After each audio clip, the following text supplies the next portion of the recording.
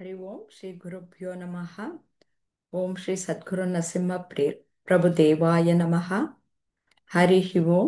ಎಲ್ಲ ಆತ್ಮಜ್ಯೋತಿಗಳಿಗೆ ಸಾಷ್ಟಾಂಗ ಪ್ರಣಾಮಗಳು ಹಾಗೂ ಪೂರ್ಣಯೋಗ ದರ್ಶನ ಗೀತಾ ಸತ್ಸಂಗಕ್ಕೆ ತಮ್ಮೆಲ್ಲರಿಗೂ ಆದರದ ಸ್ವಾಗತ. ನಾವು ಇಂದು ಭಗವದ್ಗೀತೆಯ ಆ, 2ನೇ ಅಧ್ಯಾಯದ 28ನೇ ಶ್ಲೋಕದಿಂದ 33ನೇ ಶ್ಲೋಕದವರೆಗೂ ನಾವು ಮನನ ಮಾಡೋಣ. 28ನೇ ಶ್ಲೋಕ ಹೀಗಿದೆ: ಅವ್ಯಕ್ತಾದೀನಿ ಭೂತಾನಿ ವ್ಯಕ್ತಮಧ್ಯಾನಿ ಭಾರತ ಅವ್ಯಕ್ತ ನಿಧನಾನ್ಯೇವ ತತ್ರ ಕಾ ಪರಿದೇವನ.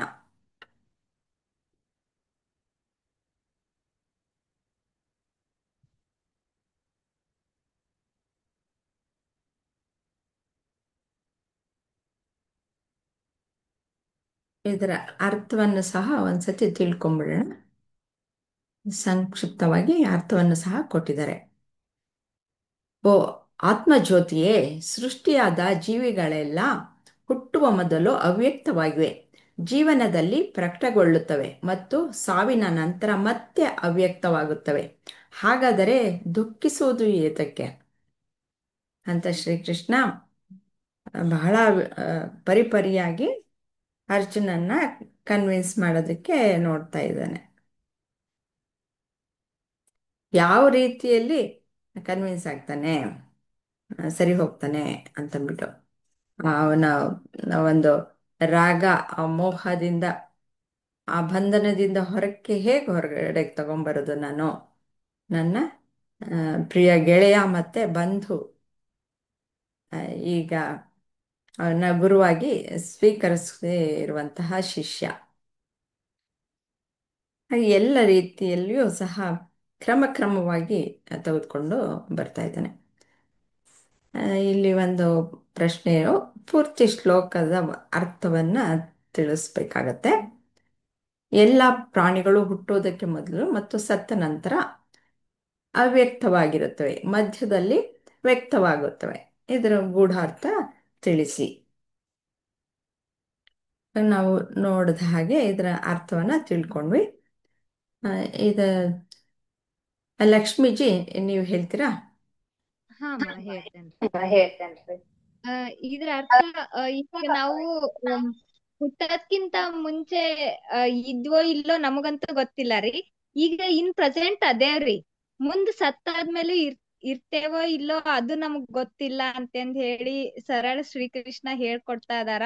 ಅಂದ್ರ ಈಗ ನಾವು ಆಮ್, ಹಿ- ಯ- ಒಂದ್ ಬಟ್ಟೆನ ಹೆಂಗ್ ಹಾಕೊಂಡು ಬ್ಯಾಡಾದಾಗ ತೆಗಿತೇವಲ್ಲಮ್ಮ, ಆ ತರ ನಮ್ದು ಜೀವನ ಅಂತ ಹೇಳಿ ಹೇಳ್ಕೊಡ್ತಾ ಇದಾರ ಅಂತ ಹೇಳಿ ನನಗ್ ಹಂಗ ಅನಿಸ್ತವಮ್ಮ. ಈಗ ನಾವ್ ಈ ಹಾಗೇನೆ ಭೂಮಿ ಮೇಲೆ ಬರೋಕ್ಕಿಂತ ಮುಂಚೆ ಎಲ್ಲಿದ್ವಿ, ಏನು ಹೇಗಿದ್ವಿ ಅಂತ ಹೇಳಿ ನಮ್ಗೇನು ಗೊತ್ತಿಲ್ಲ ರೀ. ಈಗ ಇನ್ ಪ್ರೆಸೆಂಟ್ ನಾನ್ ಅದೇನಿ, ಇಲ್ಲೇ ಈ ತರ ನಡ್ಕೊಂಡ್ ಹೋಗ್ತಾ ಇದೇನಿ ಅಂತಂದ್ ಹೇಳಿ, ಆಮೇಲೆ ಇನ್ ಮುಂದ್ ನಾನ್ ಸತ್ತಾದ್ಮೇಲೆ ಹೇಗಿರ್ತೇನೋ ಏನೋ ನನಗ್ ಗೊತ್ತಿಲ್ಲ. ಅದಕ್ಕ ಆತ್ಮಕ್ಕ ಸಾವನ್ನದು ಇಲ್ಲ ಅಂತಂದ್ ಹೇಳಿ ಸರಳ ಹೇಳ್ಕೊಡ್ತಾ ಇದಾರ. ದೇಹಕ್ಕಷ್ಟ ಸಾವೈತಿ, ಆತ್ಮಕ್ಕೆಂದು ಸಾವಿಲ್ಲ ಅಂತಂದ್ ಹೇಳಿ ಹೇಳ್ಕೊಡ್ತಾ ಇದಾರ ಅಂತ ಹೇಳಿ ನನಗ್ ಹಂಗ ಅನಿಸ್ತವ. ಆತ್ಮಕ್ಕೆ ಧನ್ಯವಾದ. ಸಾವಿಲ್ಲ ಅನ್ನೋದು ಕರೆಕ್ಟು, ನೀವು ಹೇಳಿದ್ದು ಸರಿ. ಅದರಲ್ಲಿ ಇನ್ನು ಸ್ವಲ್ಪ ವಿವರವಾಗಿ ನಾವು ತೆಗೆದುಕೊಂಡು ಹೋಗೋದು ಅಂತಂದ್ರೆ, ಇಲ್ಲಿ ನಾವು ಹುಟ್ಟೋದಕ್ಕೂ ಮೊದಲು ಅವ್ಯಕ್ತವಾಗಿದ್ವಿ, ಆದರೆ ಇರಲಿಲ್ಲ ಅಂತ ಏನಿಲ್ಲ. ನೀವು ಹೇಳಿದಾಗೆ ಆತ್ಮಕ್ಕೆ ಸಾವು ಅನ್ನೋದು ಇಲ್ಲ. ಅದರಿಂದ ಅದು ಕಾಣಿಸ್ಕೊಂಡಿರಲಿಲ್ಲ, ಆದರೆ ಇವಾಗ ವ್ಯಕ್ತವಾಗಿದೆ. ಇವಾಗ ಪ್ರಪಂಚದಲ್ಲಿ ನಾವು ಈ ದೇಹ ಹೊತ್ತುಕೊಂಡು ಬಂದಿದ್ವಿ, ಅದಕ್ಕೋಸ್ಕರ ಕಾಣಿಸ್ತಾ ಇದೆ. ದೇಹ ಹೋದ ತಕ್ಷಣ ಇಲ್ಲ ಅಂತ ಬಿಟ್ಟು ಅನ್ಕೊಳ್ತೀವಿ, ಆದರೆ ಹಾಗಿಲ್ಲ. ಅದು ಮತ್ತೆ ಒಂದು ದಿನ ವ್ಯಕ್ತವಾಗುತ್ತೆ. ಇದು ಹೀಗೆ ಚಕ್ರವಾಗಿ ಬರುತ್ತೆ. ಒಂದು ಸ್ವಲ್ಪ ದಿನ ಕಾಣಿಸ್ಕೊಳ್ಳುತ್ತೆ, ಮತ್ತೆ ಕಾಣಿಸ್ಕೊಳ್ಳಲ್ಲ. ಮತ್ತೆ ಕಾಣಿಸ್ಕೊಳ್ಬೇಕಾದ್ರೆ ಅದು ಟೈಮ್ ತಗೊಳುತ್ತೆ, ಮತ್ತೆ ಒಂದು ದಿನ ಕಾಣಿಸ್ಕೊಳ್ಳುತ್ತೆ. ಈ ದೇಹ ಅನ್ನೋದು ಈ ರೀತಿಯಲ್ಲಿದೆ, ಆದರೆ ಆತ್ಮ ಯಾವಾಗ್ಲೂ ಇದ್ದೇ ಇರುತ್ತೆ. ಅದು ಅವಿನಾಶಿಯಾದಂತಹದ್ದು. ಅದು ಯಾವಾಗ್ಲೂ ನಮ್ಮ ಇಂದ್ರಿಯಗಳಿಗೆ ಗೋಚರವಾಗುವಂತಹದ್ದಲ್ಲ. ಆದರೆ ಅದು ಇಲ್ಲದೆ ಈ ಒಂದು ಜೀವ ಅನ್ನೋದು ಇಲ್ಲ. ಅಲ್ಲಿ ಎಲ್ಲವೂ ಸಹ ಆ, ಆತ್ಮವೇ. ಆತ್ಮವೇ ಆದರೆ ವ್ಯಕ್ತವಾಗೋದು ಆ, ಹೀಗೆ ಸ್ವಲ್ಪ ದಿನಗಳು ಮಾತ್ರ ವ್ಯಕ್ತವಾಗುತ್ತೆ, ಆಮೇಲೆ ವ್ಯಕ್ತವಾಗಲ್ಲ. ಅದಕ್ಕೆ ನಾವು ಈ ದೇಹ ಅನ್ನೋದು ಹೊರಟೋಯ್ತು, ಸತ್ತೋಯ್ತು ಅಂದ್ಬಿಟ್ಟು ಅನ್ಕೊಳ್ತೀವಿ. ಹಾಗೆ ಅನ್ಕೊಳ್ಬೇಡ. ಅದು ಯಾವಾಗಲೂ ಆತ್ಮ ಅನ್ನೋದು ಚಿರವಾಗಿ ಇರುವಂತಹದ್ದೇ. ನೀನು ಅದಕ್ಕೋಸ್ಕರ ಯಾತಕ್ಕೆ ದುಃಖಿಸೋದು ಆ, ಮ್, ವ್ಯರ್ಥ. ಅಂತಹದ್ದೇ ಸ್ವಭಾವ ಅದಕ್ಕೆ ಇರೋದಾದ್ರೆ ಸ್ವಲ್ಪ ದಿನ ವ್ಯಕ್ತವಾಗಿ ಮತ್ತೆ ಅದು ಅವ್ಯಕ್ತವಾಗ್ಬಿಡುತ್ತೆ, ಮತ್ತೆ ಎಂದೋ ವ್ಯಕ್ತವಾಗುತ್ತೆ. ಅಂದ್ರೆ ಒಂದು ಚಕ್ರ ಹೀಗೆ ಸುತ್ತಬೇಕಾದ್ರೆ ಮೇಲಕ್ಕೆ ಬರುತ್ತೆ ಅಲ್ವಾ? ಮೇಲಕ್ಕೆ ಬಂದ ಮೇಲೆ ಅದು ಮತ್ತೆ ಕೆಳಕ್ಕೆ ಹೋಗ್ಲೇಬೇಕು. ಯಾತಕ್ಕೆ? ಮತ್ತೆ ಮೇಲ್ ಬರೋದಕ್ಕೆ. ಆ ರೀತಿಯಲ್ಲಿ ಚಕ್ರದ ರೀತಿಯಲ್ಲಿ ಆ, ಈ ಒಂದು ಆ, ಜೀವ ಅನ್ನೋದು ಸ್ವಲ್ಪ ದಿನ ವ್ಯಕ್ತವಾಗುತ್ತೆ, ಆಮೇಲೆ ಅವ್ಯಕ್ತಕ್ಕೆ ಹೋಗ್ಬಿಡುತ್ತೆ. ಅದು ಯಾವಾಗ್ಲಿದ್ರೂ ಹಾಗೇನೆ ಇರೋದು. ನೀನಿವತ್ತು ನಾನು ಯುದ್ಧ ಮಾಡ್ತೀನಿ, ಅವರೆಲ್ಲ ಹೋಗ್ಬಿಡ್ತಾರೆ ಅಂತಂದ್ಬಿಟ್ಟು ಅನ್ಕೊಳ್ತಾ ಇದೀಯಾ? ಅದು ಆ, ನಿನಗೆ ತಿಳುವಳಿಕೆ ಇಲ್ಲದೆ ನೀನು ಆ ಥರ ಹೇಳ್ತಾ ಇದೀಯಾ? ಹಾಗಲ್ಲ ಇರೋದು. ಯಾವಾಗಲೂ ಆತ್ಮ ಅನ್ನೋದು ಆ, ಇದ್ದೇ ಇರುತ್ತೆ, ಎಲ್ಲೂ ಹೋಗಲ್ಲ. ನೀನು ವ್ಯಕ್ತವಾಗಿದ್ದ ಮಾತ್ರ ನಿಜ ಅಂತಂದ್ಬಿಟ್ಟು ಅನ್ಕೊಂಡು ನೀನು ದುಃಖ ಪಡ್ತಾ ಇದೀಯಾ ಅಂತ ಪರಿಪರಿಯಾಗಿ ಹೇಳಿ ತುಂಬ ಕನ್ವಿನ್ಸ್ ಮಾಡ್ತಾ ಇದ್ದಾನೆ. ಯಾವ ಥರ ಹೇಳ್ಬೋದು, ಈ ಆತ್ಮ ಅನ್ನೋದು ಶಾಶ್ವತ, ಈ ದೇಹ ಮನಸ್ಸು ಬುದ್ಧಿಗಳು ಅನ್ನೋದು ಶಾಶ್ವತವಲ್ಲ ಅಂತ ಇವಾಗ ಹೇಳ್ಕೊಡ್ತಾ ಇದ್ದಾರೆ. ಆಮೇಲೆ ಮುಂದೆ ಮುಂದೆ ಏನು ಹೇಳ್ಕೊಡ್ತಾರೆ, ಸಾಮಾಜಿಕವಾಗಿ ನಿನ್ಗಿದು ಅರ್ಥ ಆಗ್ಲಿಲ್ಲ ಅಂತಂದ್ರೆ ನೋಡು, ಸಾಮಾಜಿಕವಾಗಿ ಹೇಗೆ, ಧರ್ಮವಾಗಿ ಹೇಗೆ ನೀನು ಯುದ್ಧನ ಮಾಡಬೇಕಾಗಿರೋದು, ನೀನು ಮಾಡಲೇಬೇಕು ಅನ್ನೋದನ್ನ ತಿಳಿಸ್ಕೊಡ್ತಾರೆ. ಯಾರಾದ್ರೂ ಏನಾದ್ರೂ ಹೇಳ್ತೀರಾ ಇದ್ರ ಜೊತೆಗೆ? ಸಂಧ್ಯಾಜಿ, ನಿಮ್ಮ ಅನಿಸಿಕೆ ಏನು ಹೇಳ್ತೀರಾ?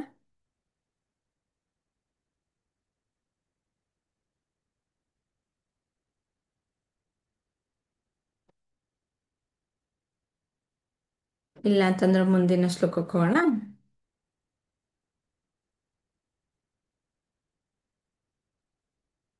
29ನೇ ಶ್ಲೋಕ ಹೀಗಿದೆ. ಆಶ್ಚರ್ಯವತ್ ಪಶ್ಯತಿ ಕಶ್ಚಿದೇನಂ, ಆಶ್ಚರ್ಯವತ್ ವದತಿ ತಥೈವ ಚಾನ್ಯಃ, ಆಶ್ಚರ್ಯವತ್ ಚೈನಂ ಅನ್ಯ ಶೃಣೋತಿ, ಶ್ರುತ್ವಾಪ್ಯೇನಂ ವೇದನ ಚೈವ ಕಶ್ಚಿತ್.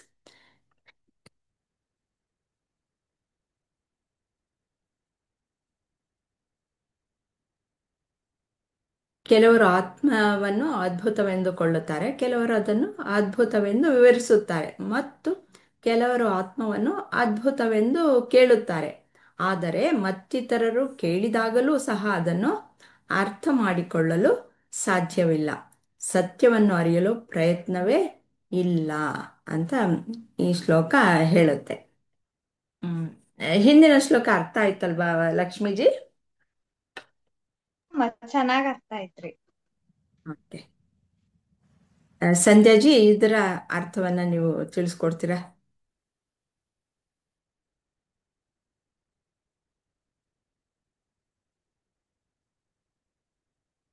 ಏನೋ ಅವರು ಕಾಣಿಸ್ತಾ ಇಲ್ಲ. ಸಾವಿತ್ರಿ ಅವ್ರು ಹೇಳ್ತೀರಾ?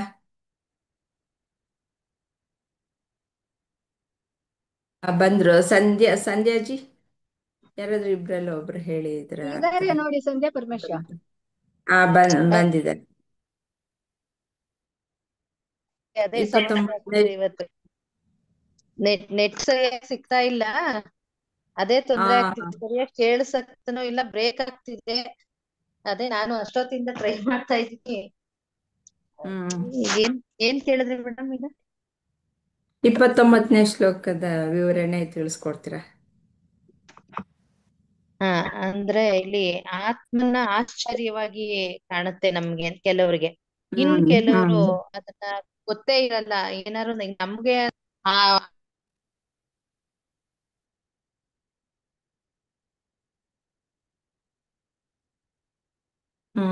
ಏನು ಕೇಳಿಸ್ತಾ ಇಲ್ಲ ತಾನೆ.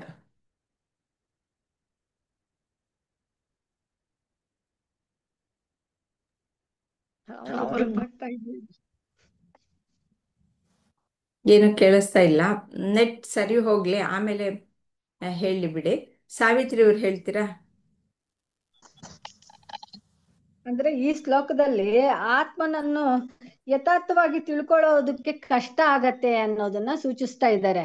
ಯಾಕೆ ಅಂತಂದ್ರೆ ಹ್ಮ್ ಆತ್ಮ ಅಂತಂದ್ರೆ ಓ ಅದು ಕಷ್ಟ ಆಗತ್ತೆ, ಇವಾಗೆ ಯಾಕೆ, ವಯಸ್ಸಾದ್ಮೇಲೆ ನೋಡೋಣ, ಹ್ಮ್ ಆ ತರ ಎಲ್ಲ ಯೋಚನೆಗಳು ಬರತ್ತೆ. ಆತ್ಮ ಅಂದ್ರೆ ಏನು ಅಂತ ಆಶ್ಚರ್ಯ ಹ್ಮ್ ಆಶ್ಚರ್ಯ ಆಗೋಗ್ಬಿಡತ್ತೆ ಆತ್ಮ ಅಂತಂದ್ರೆ ಅಂತ. ತಿಳ್ಕೊಳ್ಳೋದಿಕ್ಕೆ ಮುಂದಕ್ಕೆ ಬರಲ್ಲ ಅಂತ ಆತರ ಹ್ಮ್ ಹ್ಮ್ ಮುಂದಕ್ಕೆ ಇದನ್ನೇ ಮುಂದುವರಿಸ್ತಾರೆ ಕೃಷ್ಣ. ಆತ್ಮ ಹ್ಮ್ ಅಂತಂದ್ರೆ ಮಾಮೂಲಿಯಾಗಿ ಇನ್ನೇನು ಯಾಕೆ ಮೊದ್ಲು ಹಿಂದಿನ ಶ್ಲೋಕದಲ್ಲೂ ತಿಳ್ಕೊಂಡ್ವಲ್ವಾ, ಮೊದ್ಲು ಇರ್ಲಿಲ್ಲ, ಮಧ್ಯದಲ್ಲಿ ಬಂತು, ಆಮೇಲೂ ಕೂಡ ಅದು ಅವ್ಯಕ್ತವಾಗತ್ತೆ. ಅವ್ಯಕ್ತವಾಗಿತ್ತು, ವ್ಯಕ್ತವಾಯ್ತು, ಆಮೇಲೆ ಅವ್ಯಕ್ತವಾಗೋಗತ್ತೆ, ಮಧ್ಯದಲ್ಲಿ ಬಂದು ಹೋಗಿರೋದು ಅಂತ. ಹ್ಮ್ ಯಾಕೆಂದ್ರೆ ನಾವು ಹ್ಮ್ ಬೇರೆ ತರ ನೋಡ್ಬೇಕು ಅಂದ್ರೆ ಗಾಢ ಹ್ಮ್ ನಿದ್ದೆನಲ್ಲಿ ಏನು ಇರಲ್ಲ. ಆ ತರ ನೋಡ್ಕೊಳಕ್ ಹೋದ್ರೆ ಎಚ್ಚರ ಆದಾಗ ಇರತ್ತೆ, ಹ್ಮ್ ಕನಸಿನಲ್ಲಿ ಬಂದು ಹೊಟ್ಟೋಗತ್ತೆ. ಅದನ್ನು ನೋಡ್ಕೊಂಡು ಹೇಳಿದ್ರು ಅವ್ರು. ಅಂದ್ರೆ ಇಲ್ಲಿ ಹಾಗಾಗಿ ಆತ್ಮನನ್ನು ಕುರಿತು ಆ ಆಶ್ಚರ್ಯಕರ ತರ ನೋಡ್ತಾರೆ. ಹಾಗಾಗಿ ನೋಡ್ತಾರೆ. ನೀನೇನು ದುಃಖ ಪಡಬೇಡ ಅರ್ಜುನ ಅಂತ. ಈ ದೇಹ ಮಾತ್ರ ಇದಾಗತ್ತೆ ಅಂತ ಮುಂದೆ ಅದನ್ನ ಸೂಚಿಸ್ತಾ ಹೋಗ್ತಾರೆ. ಎಲ್ಲಾರ್ ದೇಹದಲ್ಲೂ ಇರ್ತಕ್ಕಂಥದ್ದು ಆತ್ಮನೇ, ಆತ್ಮನಿಗೆ ನಾಶ ಇಲ್ಲ. ಅದು ಎಲ್ಲ ಸಮಸ್ತ ಪ್ರಾಣಿಗಳನ್ನು ಕುರಿತು ನೀನೇನು ಶೋಕಿಸ್ಬೇಡ, ನೀನು ಆತ್ಮಕ್ಕೇನು ಆಗಲ್ಲ. ಈ ತರ ಒಬ್ಬೊಬ್ರು ಒಂದೊಂದು ರೀತಿಯಾಗಿ ನೋಡ್ತಾರೆ, ಆಶ್ಚರ್ಯವಾಗಿ ನೋಡ್ತಾರೆ ಆತ್ಮ ಅಂತಂದ್ರೆ ಅಂತ ಹೇಳ್ತಾ ಇದ್ದಾರೆ. ಸಂಧ್ಯಾಜಿ, ನೀವೇನಾದ್ರೂ ಹೇಳ್ತೀರಾ? ಮಧ್ಯದಲ್ಲಿ ಕಟ್ಟಾಯ್ತು, ಅದುವರೆಗೂ ಸಾವಿತ್ರಿ ಅವ್ರು ಹೇಳ್ತಾ ಇದ್ರು. ಇವಾಗ ಸಾಧ್ಯ ಇದ್ರೆ ಹೇಳಿ.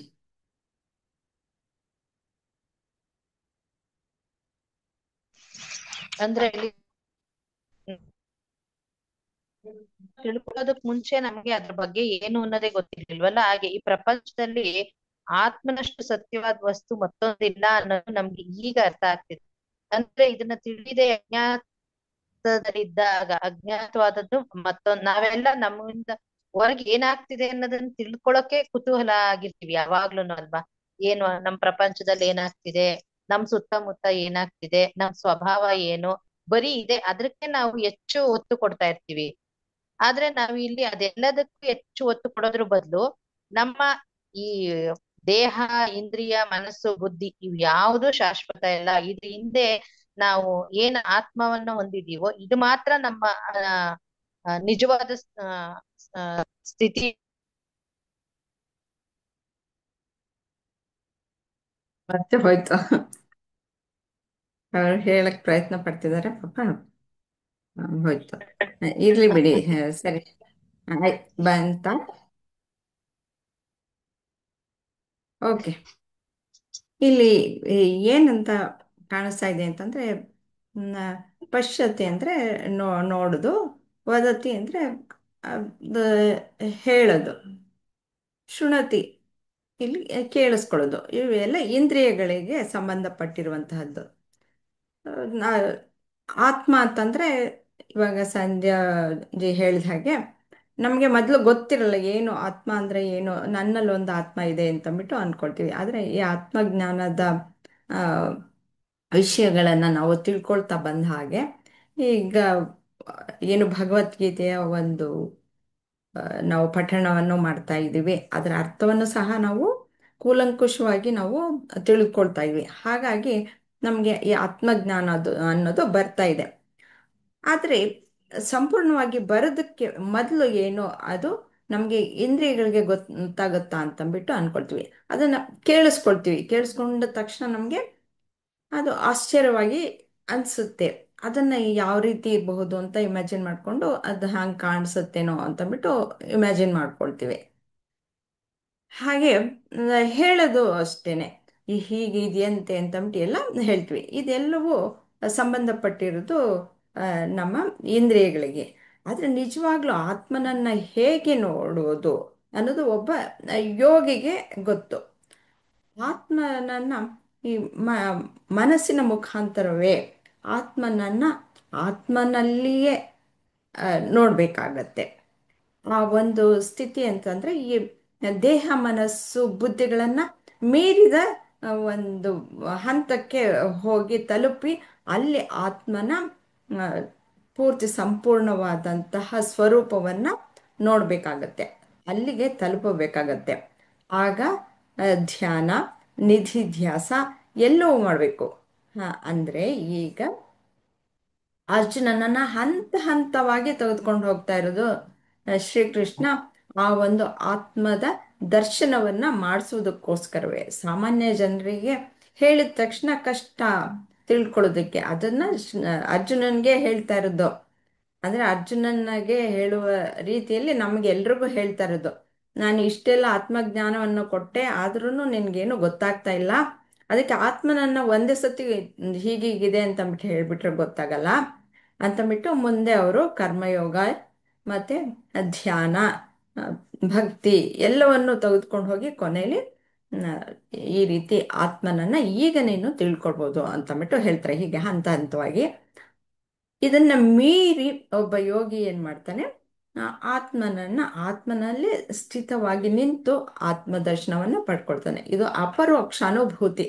ನಾವು ಕೇಳೋದು ಮಾಡೋದು ಎಲ್ಲ ಇದು ಪರೋಕ್ಷವಾಗಿ ಅಥವಾ ಪ್ರತ್ಯಕ್ಷವಾಗಿ ನಾವು ಕಾಣೋದಕ್ಕೆ ಸಾಧ್ಯವಿಲ್ಲ. ಇದು ಅಪರೋಕ್ಷವಾಗಿ ನಾವು ನೋಡ್ಬೇಕಾಗತ್ತೆ ಆತ್ಮವನ್ನ ಅಂತ ಇಲ್ಲಿ ಹೇಳ್ತಾ ಇದ್ದಾರೆ. ಇಲ್ಲಿ ಏನಾದರೂ ಸಂಶಯ ಇದೆಯಾ ರಜನಿಯವರಿಗೆ? ಮ್ಯಾಮ್ ಇಲ್ಲ, ಏನಿಲ್ಲ. ಯಾರಾದ್ರೂ ಸರ್? ಏನಿಲ್ಲ, ಓಕೆ. ಅರ್ಥ ಆಗ್ತಾ ಇದೆಯಾ ಹೋಗ್ಲಿ? ಮ್ಯಾಮ್ ಅದೇ ನನಗೆ ಫಸ್ಟ್ ಇಂದ ಯಾವ್ದು ಈ ತರ ಫುಲ್ ಕ್ಲಾಸ್ ಅಟೆಂಡ್ ಕೇಳಿಲ್ಲ. ಮಾಡಿರಲಿಲ್ಲ, ಹಂಗಾಗಿ ಇನ್ನೂ ಅದ್ರದ್ದು ಡೀಪ್ ಆಗಿ ನನ್ಗೆ ಗೊತ್ತಾಗಿಲ್ಲ. ಗೊತ್ತಾಗ್ತಾ ಇಲ್ಲ. ಇನ್ ನೆಕ್ಸ್ಟ್ ಹಾಗಾದ್ರೆ ಕ್ಲಾಸ್ ಕಾನ್ಸಂಟ್ರೇಟ್ ಮಾಡಕ್ ಟ್ರೈ ಈ ಮಾಡ್ತೀನಿ. ಶ್ಲೋಕ ಕರೆಕ್ಟ್ ಆಗಿದೆ ಇವಾಗ. ಹಾಗಾದ್ರೆ ನಿಮ್ಗೆ ಆಶ್ಚರ್ಯವಾಗಿ ಕಾಣೋ ತರ ಇದೆ ಅಲ್ವಾ? ಹಾ ಮ್ಯಾಮ್. ಹಾಗೆ ಮೊದಲನೇ ಸರ್ತಿ ನಾವು ನೋಡಿದ್ರೆ ಇದು ಆಶ್ಚರ್ಯವಾಗಿ ಕಾಣಿಸುತ್ತೆ. ಹೌದಾ, ಆತ್ಮನೇ ಯಾವಾಗ್ಲೂ ಇರುವಂತಹದ್ದ ಅಂತಂದ್ಬಿಟ್ಟು ಅನ್ಕೊಳ್ತೀವಿ. ಈ ದೇಹ ಹೋಗುತ್ತೆ ಬರುತ್ತೆ, ಆತ್ಮ ಅನ್ನೋದು ಯಾವಾಗಲೂ ಸದಾಕಾಲವೂ ಇದ್ದೇ ಇರುತ್ತೆ. ನಾವು ನಮ್ದು ಓನ್ ಎಕ್ಸ್ಪೀರಿಯನ್ಸ್ ನೊಳಗ ಫಸ್ಟ್ ಸ್ಟಾರ್ಟಿಂಗು ಈಗ ನಾವು ಕ್ಲಾಸಿಗೆಲ್ಲ ಫಸ್ಟ್ ಬರ್ಬೇಕಾದ್ರೆ ಹಂಗ ಅನಿಸ್ತಿತ್ತು ಅಮ್ಮ. ಯಾಕಂದ್ರೆ ಯಾವಾಗ್ಲೂ ನಾವು ಹೆಚ್ಚಿಂದ ಹೆಚ್ಚು ದೇಹದ ರೂಪಿಯಾಗೆ ನೋಡ್ತಿದ್ರಿ. ಹೌದಲ್ಲ, ಏನೋ ಒಂದ್ ಐತಿ ಅಂತ ಹೇಳಿ ಇವಾಗ ಅದ್ರೊಳಗ್ ಹೋಗಾದ್ಮೇಲೆ ಒಬ್ಬರೇ ಎಷ್ಟು ಪೂರಾ ಒಂದು ಬಾಳ ಚೇಂಜ್ ಅನಿಸ್ತೈತಿ ಅಮ್ಮ. ಫಸ್ಟ್ ಇದು ಏನ್ ಶ್ಲೋಕ ಐತಲ್ರಿ, ನನ್ನೊಳಗ ನಾನ್ ಫಸ್ಟ್ ಸ್ಟಾರ್ಟಿಂಗ್ ಇಂದಾನು ನೋಡ್ಕೊಂಡ್ ಬಂದೇರಿ. ಆತ್ಮ ಅಂದ್ರೆ ಏನಂತ ಹೇಳಂದ ಗೊತ್ತಿರ್ಲಿಲ್ರಿ ಮೊದ್ಲ. ಒಂದ್ ಸ್ವಲ್ಪ ಈಗ ಅರಿವಿಗ್ ಬರ್ತಾ ಇದ್ದಂಗ ಎಷ್ಟ್ ಖುಷಿ ಅನಿಸ್ತೈತ್ರಿ ಬಾಪರೆ. ಹಿಂದನು ಹಿಂದಿಂದ ಹಿಂದ್ ಮುಗಿದ್ ಹೋತು, ಈಗ ನಡೀತಾ ಐತಿ. ಇನ್ ಮುಂದಿಂದಕ್ ನಾನ್ ಇನ್ನು ಎಷ್ಟು ಚೆನ್ನಾಗಿರ್ಬೇಕು ಅಂತಂದ್ ಹೇಳಿ ಹಂಗ ಅನಿಸ್ತೈತಿ ಅಮ್ಮಮ್ಮ ಒಂದೊಂದ್ಸತಿ ಯೋಚನೆ ಮಾಡಿದ್ರ. ಧನ್ಯವಾದ. ಹೀಗೆ ಆತ್ಮ ಅನ್ನೋದು ನಾವು ಮೊದ್ಲೇನ್ ಅನ್ಕೊಂಡಿರ್ತೀವಿ, ಒಂದು ದೇಹಕ್ಕೆ ಒಂದು ಆತ್ಮ, ಇನ್ನೊಂದು ದೇಹಕ್ಕೆ ಇನ್ನೊಂದು ಆತ್ಮ, ಒಂದು ಪ್ರಾಣಿಗೆ ಇನ್ನೊಂದು ಅಂತ. ಅದು ಹಾಗಲ್ಲ. ಇದನ್ನ ಆಧ್ಯಾತ್ಮ ವಿಷಯಗಳನ್ನ ತಿಳ್ಕೊಳ್ತಾ ಇದ್ದಾಗ ಆತ್ಮ ಅನ್ನೋದು ಎಲ್ಲೆಡೆನೂ ವ್ಯಾಪಕವಾಗಿರುವಂಥದ್ದು. ಆತ್ಮ ಅನ್ನೋದು ಒಂದೇ.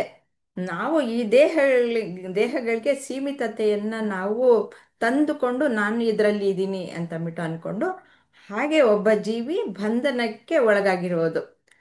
ನಾನು ಇಷ್ಟಕ್ಕೆ ಸೀಮಿತ ಅಂತಂದ್ಬಿಟ್ಟು ಅನ್ಕೊಂಡು, ನನಗೆ ಇದರಿಂದ ಹೊರತಾಗಿ ನಾನು ಏನು ಮಾಡೋಕ್ಕಾಗಲ್ಲ, ಅದಕ್ಕೆ ನಾನು ಪೂರ್ಣನಾಗಬೇಕು ಅಂತ ಕರ್ಮಗಳನ್ನ ಮಾಡ್ತಾ ಅವನು ಕರ್ಮಚಕ್ರದಲ್ಲಿ ಸಿಕ್ಕ ಹಾಕೊಂಡ್ಬಿಟ್ಟು ನಾನು ಬಂದಿ ಅಂತ ಅಂದ್ಬಿಟ್ಟು ಅನ್ಕೊಂಡಿರ್ತಾನೆ. ಅವನು ಯಾವ ಬಂದಿನೂ ಅಲ್ಲ, ಏನೂ ಅಲ್ಲ, ಅವನ ಅಜ್ಞಾನ ಅಷ್ಟೇ. ಇದೆಲ್ಲ ಆ ಅಜ್ಞಾನವನ್ನ ಹೊರತೆಗಿಬೇಕು. ಅದನ್ನ ಶ್ರೀಕೃಷ್ಣ ಹಂತ ಹಂತವಾಗಿ ಮಾಡ್ತಾ ಇದ್ದಾನೆ. ಒಂದು ಸತಿ ಹೇಳಿದ್ರೆ ಆಗಲ್ಲ. ಇದು ಎಷ್ಟು ಜನ್ಮ ಜನ್ಮಾಂತರಗಳಿಂದ ಈ ಅಜ್ಞಾನ ಅನ್ನೋದು ಇರುತ್ತೆ ನಮಗೆ. ಅದು ಹೋಗಿಸ್ಬೇಕಾದ್ರೆ ಒಂದೇ ಸತಿ ಹೋಗ್ಸೋಕ್ಕೆ ಸಾಧ್ಯ ಇಲ್ಲ. ಇದಕ್ಕೆ ಸಾಧನ ಮಾರ್ಗ ಅನ್ನೋದು ಇದೆ. ಸಾಧನೆಯನ್ನ ಮಾಡ್ತಾ ಹೋಗ್ಬೇಕು, ನಾವು ತಿಳಿ ಹೇಳ್ತಾ ಹೋಗ್ಬೇಕು. ನಾವೀಗೇನಿಲ್ಲ, ಇವಾಗ ಒಂದು ವಸ್ತುವನ್ನು ಒಂದು ಕೀ ಅಂತ ಇಟ್ಕೊಳ್ಳಿ. ಅದನ್ನು ಒಂದು ಜಾಗದಲ್ಲಿ ಇಡ್ತಾ ಇರ್ತೀವಿ ಯಾವಾಗ್ಲೂ. ನಮಗೆ ಜಾಗ ಬದಲಾಯಿಸ್ಬೇಕು ಅನ್ನಿಸ್ದಾಗ ಎಲ್ಲ ಒಂದು ಸಪ್ರೇಟಾಗಿ ಬೇರೆ ಕಡೆ ಇಡೋಕ್ಕೆ ಶುರು ಮಾಡಿದ್ರೆ ನಾವು ಏನು ಮಾಡ್ತೀವಿ, ಹಳೆ ಜಾಗಕ್ಕೆ ಹೋಗಿ ತಗೊಳಕ್ಬೇಕು ಅಂತಂದ್ಬಿಟ್ಟು ಹೋಗ್ತೀವಿ. ಅಷ್ಟು ಸಣ್ಣದು ನಾವು ಬದಲಾಯಿಸ್ಕೊಳ್ಬೇಕಾದ್ರೆ ನಾವು ಎಫರ್ಟ್ ಹಾಕಬೇಕು. ಅಂಥದ್ದು ಈ ಆತ್ಮ ನಾನು ಅಂತಂದ್ಬಿಟ್ಟು ಹೇಳಬೇಕಾದ್ರೆ ಅದಕ್ಕೆ ಎಷ್ಟು ಎಫರ್ಟ್ ಹಾಕಬೇಕಲ್ವಾ?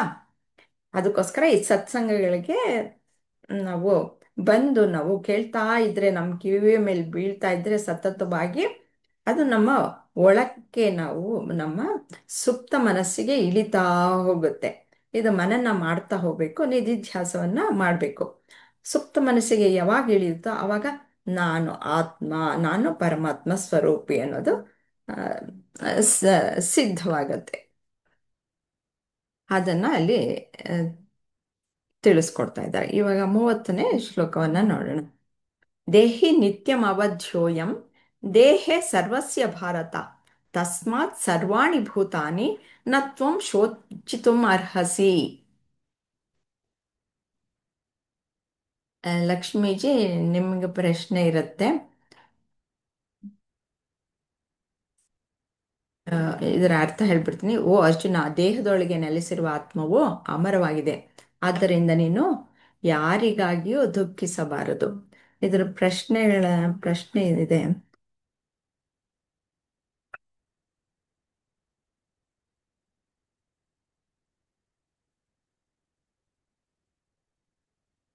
ದೇಹದಲ್ಲಿ ನೆಲೆಸಿರುವ ಆತ್ಮ ಅವಿನಾಶಿ, ದೇಹ ವಿವರಿಸಿ.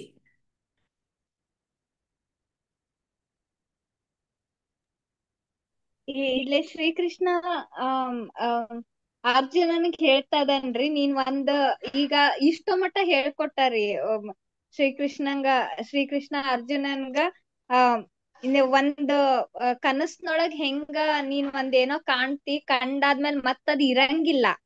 ಆ ತರ ಈ ದೇಹ ಅನ್ನೋದು, ಆತ್ಮ ಅನ್ನೋದು ಯಾವಾಗ್ಲೂ ಶಾಶ್ವತವಾಗಿ ಐತಿ. ದೇಹ ಅನ್ನೋದು ಇವತ್ತಿಲ್ಲ ನಾಳೆ ಹೋಗದ ಅಂತಂದ್ ಹೇಳಿ ಹೇಳ್ಕೊಡ್ತಾ ಇದಾರ್ರಿ ಶ್ರೀಕೃಷ್ಣ ಇಲ್ಲ ಅರ್ಜುನನ್ಗ. ಅದೇ ತರ ಶ್ರೀಕೃಷ್ಣ ಈ ಹೇಳಿದ್ರು, ಈಗ ನಿನ್ ದೇಹನ್ನ ಈ ನಿಮ್ ಗುರು ಆಗಿರ್ಬೋದು, ಅಥವಾ ನಿಮ್ ಅಜ್ಜ ಆಗಿರ್ಬೋದು, ಅಥವಾ ನಿಮ್ ಅಣ್ಣ ತಮ್ಮಂದ್ರ ಆಗಿರ್ಬೋದು, ಈಗ ನಿನ್ಗ ಇದು ಅವರಿಗೆ ಒಂದೇನು ಯುದ್ಧ ಮಾಡಕ ಅದ್ ಅವಕಾಶ ಬಂದೈತಲ್ಲ, ಅದನ್ ಮಾಡು. ದೇಹನ್ ಕೊಲ್ತಿಯ ಹೊರತುನು ಆತ್ಮಕ್ಕೆಂದು ಸಾವಿಲ್ಲ. ಆತ್ಮ ಮತ್ತ ಬರ್ತೈತಿ ಭೂಮಿಗೆ ಅಂತಂದ್ ಹೇಳಿ ಹೇಳ್ಕೊಡ್ತಾ ಇದಾರ ಅಂತ ಹೇಳಿ ನನಗ್ ಹಂಗ ಅನಸ್ತು ಅಮ್ಮ. ಅದೇ ಯಾವಾಗ್ಲೂ ಇದ್ದೇ ಇರುವಂತಹದ್ದು. ಅದು ಹ್ಞೂನ್ರಿ. ಕಾಣಿಸಲ್ಲ ಅಷ್ಟೇ ನಮ್ಗೆ. ಅದು ದೇಹ ಬಂದಾಗ, ದೇಹವನ್ನು ತೆಗೆದುಕೊಂಡಾಗ ಮಾತ್ರ ಗೊತ್ತಾಗತ್ತೆ. ಅದು ಆವಾಗ ವ್ಯಕ್ತ ಅನ್ನೋದು ಹಾಗೆ ನಮ್ಗೆ ಸ್ಥೂಲವಾದ ದೇಹ ಇದ್ರೆ ಮಾತ್ರ ಕಾಣಿಸೋದಲ್ವಾ. ಇಲ್ಲ ಅಂತಂದ್ರೆ ನಾವು ಆತ್ಮ ಇಲ್ಲ ಅಂತಂದ್ಬಿಟ್ಟು ಅನ್ಕೊಳ್ಳೋ ಹಾಗಿಲ್ಲ, ಅದು ಯಾವಾಗ್ಲೂ ಇರುತ್ತೆ ಅಂತ ಈ 30ನೇ ಶ್ಲೋಕದವರೆಗೂ ಪೂರ್ತಿಯಾಗಿ ಆತ್ಮನ ಬಗ್ಗೆಯೇ ತಿಳಿಸ್ಕೊಟ್ಟಿದ್ದಾರೆ. ಇದು ಶಾಶ್ವತ, ದೇಹ ಅನ್ನೋದು ಶಾಶ್ವತ ಅಲ್ಲ. ಅದಕ್ಕೋಸ್ಕರ ನೀನು ಯಾತಕ್ಕೆ ಆ, ದುಃಖ ಪಡ್ತೀಯಾ, ದುಃಖ ಪಡುವ ಅಗತ್ಯ ಇಲ್ಲ ಅನ್ನೋದನ್ನ ತಿಳಿಸ್ಕೊಡ್ತಾ ಇದ್ದಾರೆ. ಸಂಧ್ಯಾಜಿ, ಇವಾಗ ನೀವು ಏನಾದರೂ ಇದ್ರ ಬಗ್ಗೆ ಹೇಳ್ತೀರಾ? ನಿಮಗೆ ಚಾನ್ಸ್ ಸಿಗ್ತಾ ಇಲ್ಲ ಹೇಳೋದಕ್ಕೆ. ನೋಡಿ, ಟ್ರೈ ಮಾಡಿ ಇವಾಗ ಏನಾದರೂ ನೆಟ್ ಸರಿ ಹೋಗಿದ್ರೆ.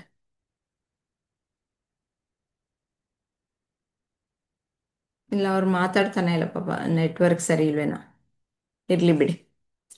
ನೋಡಿ, 30ನೇ ಶ್ಲೋಕ ಇಲ್ಲಿ ಚಿತ್ರದಲ್ಲಿ ತೋರಿಸ್ತಾ ಇದ್ದಾರೆ. ಈ ದೇಹ ಅನ್ನೋದು ಹೇಗೆ ಆ, ತಾಯಿಯ ಗರ್ಭದಿಂದ ಮಗುವಿನ ಜನನ ಆಗುತ್ತೆ, ಅಲ್ಲಿಂದ ಸ್ವಲ್ಪ ಬೆಳೆಯುತ್ತೆ, ಬಾಲ್ಯ ಮತ್ತು ಯೌವನ, ಇದು ಸ್ವಲ್ಪ ಅವಧಿಯವರೆಗೆ ಹೀಗೆ ಸ್ಥಿತವಾಗಿ ಇರುತ್ತೆ. ಆಮೇಲೆ ವೃದ್ಧಾಪ್ಯ, ಆಮೇಲೆ ಪೂರ್ತಿಯಾಗಿ ಮ್, ಆ, ಏನು ತನ್ನ ಒಂದು ಶಕ್ತಿಯನ್ನೆಲ್ಲ ಕಳೆದುಕೊಂಡ್ಬಿಟ್ಟಿರ್ತಾನೆ. ಕೊನೆಗೆ ಈಗೇನು ಸತ್ತು ಹೋಗ್ತಾನೆ. ಈ ರೀತಿಯಲ್ಲಿ ದೇಹ ಹೊರಟೋಗ್ಬಿಡುತ್ತೆ. ಆ ದೇಹ ಹೋಗ್ಬಿಡುತ್ತೆ. ಆದರೆ ಇದ್ರ ಒಳಗಡೆ ಇರುವಂತಹ ಒಂದು ಸೂಕ್ಷ್ಮ ಶರೀರ ಅನ್ನುವುದು ಇದೆ. ಸೂಕ್ಷ್ಮ ಶರೀರ ಅನ್ನುವುದು ಆ, ಹೇಗೆ ಅಂದ್ರೆ ಈ ಪ್ರಾಣ ಅನ್ನೋದು ಇರುತ್ತೆ. ಆ ಪಂಚಭೂತಗಳು ಮಾತ್ರ, ಈ ಸ್ಥೂಲ ದೇಹ ಅದು ಪೂರ್ತಿಯಾಗಿ ಪಂಚಭೂತಗಳಲ್ಲಿ ಸೇರ್ಕೊಂಡ್ಬಿಡುತ್ತೆ. ಆದರೆ ಈ ಪಂಚಭೂತ ಪ್ರಾಣಗಳು ಮತ್ತೆ ಪಂಚೇಂದ್ರಿಯಗಳು, ಪಂಚಕರ್ಮೇಂದ್ರಿಯಗಳು ಮತ್ತೆ ಮನಸ್ಸು, ಬುದ್ಧಿ, ಚಿತ್ತ, ಅಹಂಕಾರ, ಇವು ಇಷ್ಟು ಸಹ ಒಂದು ಶರೀರದಿಂದ ಇನ್ನೊಂದು ಶರೀರಕ್ಕೆ ಹೋಗುವಂತಹದ್ದು. ಆ, ಇದು ಸೂಕ್ಷ್ಮ ಶರೀರ. ಆ, ಈಗ ತಾಯಿಯ ಗರ್ಭದಿಂದ ಮಗು ಬರುತ್ತೆ, ಆವಾಗ ಅದಕ್ಕೆ ಅದರ ಮನಸ್ಸಿನಲ್ಲಿ ಯಾವ ಒಂದು ಚಿತ್ತ ವಿಕಾರಗಳು ಇರಲ್ಲ. ಆದರೆ ಅದು ಮ್, ಹಿಂದಿನ ಒಂದು ವಾಸನೆಗಳನ್ನು ಅವ್ಯಕ್ತವಾಗಿ ಹೊಂದಿರುತ್ತೆ. ಆಮೇಲೆ ಈ ಸಮಾಜದಲ್ಲಿ ಬೇರೆಯವರಿಂದ ಎಲ್ಲವೂ ಸಹ ಅದು ವಿಷಯಗಳನ್ನು ಸಂಗ್ರಹ ಮಾಡ್ತಾ ಮಾಡ್ತಾ ಮಾಡ್ತಾ ಅದಕ್ಕೆ ಮನಸ್ಸು, ಬುದ್ಧಿ ಅನ್ನೋದು ಬೆಳವಣಿಗೆ ಆಗತ್ತೆ. ಇಲ್ಲಿ ಯೌವನಕ್ಕೆ ಬಂದಾಗ ಚೆನ್ನಾಗಿ ಇರುತ್ತೆ, ಆಮೇಲೆ ಸ್ವಲ್ಪ ಕ್ಷೀಣವಾಗುತ್ತೆ. ಆಮೇಲೆ ಏನಾಗುತ್ತೆ, ಪೂರ್ತಿಯಾಗಿ ಆ, ದೇಹ ಬಿದ್ದು ಹೋದ್ಮೇಲೆ ಏನಾಗುತ್ತೆ, ಆ ವಾಸನೆಗಳಿರುತ್ತಲ್ಲ, ವಾಸನಾ ರೂಪವಾಗಿ ವಾಸನಾ ಬೀಜಗಳಾಗಿ ಅದು ಉಳ್ಕೊಂಡಿರುತ್ತೆ. ವಾಸನಾ ಬೀಜಗಳು ಮತ್ತೆ ಇನ್ನೊಂದು ಶರೀರವನ್ನು ತೆಗೆದುಕೊಳ್ಳುತ್ತಲ್ಲ, ಅಲ್ಲಿಗೆ ಹೋಗುತ್ತೆ, ಆದರೆ ವ್ಯಕ್ತವಾಗಿರಲ್ಲ. ಆಮೇಲೆ ದೇಹ ಬಂದ ಮೇಲೆ ಅದು ವ್ಯಕ್ತವಾಗೋದಕ್ಕೆ ಶುರು ಆಗುತ್ತೆ. ಅದು ಆ ಒಂದು ವಾಸನಾ ಆ, ದಿಂದ ಏನು ವ್ಯಕ್ತಿ ಯಾವ ಒಂದು ಕೆಲಸ ಮಾಡ್ತಾನೋ ಅದು ಆ, ಸ್ವಧರ್ಮ ಅಂತ ಅನ್ನೋದು, ಅದು ಮನುಷ್ಯನ ಒಂದು ಸ್ವಧರ್ಮ ಅಂತ ಹೇಳುವಂಥದ್ದು. ಈ ರೀತಿಯಲ್ಲಿ ಚಲನೆ ಆಗ್ತಾ ಇರುತ್ತೆ. ಈ ರೀತಿ ಅದು ಹಾಗೆ ಆಗುತ್ತೆ. ನೀನು ಕೊಂದೆ ಅಂತಂದ್ಬಿಟ್ಟು ಅನ್ನೋ ಹಾಗೇನಿಲ್ಲ. ಇದು ಇರೋದು ಸ್ಥಿತಿ, ಪರಿಸ್ಥಿತಿ ಹೀಗೆ ಇರೋದು. ಅದಕ್ಕೋಸ್ಕರ ನೀನು ಯಾತಕ್ಕೆ ಯೋಚನೆ ಮಾಡ್ತೀಯಾ, ನೀನು ಯುದ್ಧ ಮಾಡು ಅಂತ ಹೇಳ್ತಾರೆ.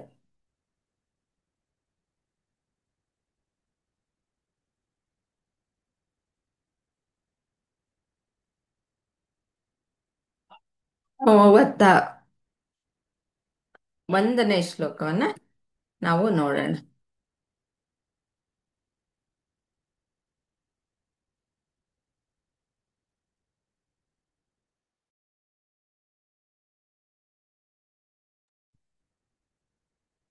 ಮೂವತ್ತೊಂದನೇ ಶ್ಲೋಕ ಏನ್ ಹೇಳುತ್ತೆ? ಸ್ವಧರ್ಮಮಪಿ ಚಾವೇಕ್ಷ ನ ವಿಕಂಪಿತು ಮರ್ಹಸಿ ಧರ್ಮ್ಯಾಧಿ ಯುದ್ಧ ಶ್ರೇಯೋಜ್ಞತ್ ಕ್ಷತ್ರಿಯಸ್ಯ ನ ವಿದ್ಯತೆ. ಅದಲ್ಲದೆ ಒಬ್ಬ ಯೋಧನಾಗಿ ನಿನ್ನ ಕರ್ತವ್ಯದ ಕಡೆ ನೀನು ಅನಿಶ್ಚಿತನಾಗಬಾರದು. ವಾಸ್ತವವಾಗಿ ಒಬ್ಬ ಯೋಧನಿಗೆ ಸದಾಚಾರವನ್ನು ಎತ್ತಿ ಹಿಡಿಯಲು ಹೋರಾಡುವುದಕ್ಕಿಂತ ಉತ್ತಮವಾದ ನಿಶ್ಚಿತಾರ್ಥವಿಲ್ಲ.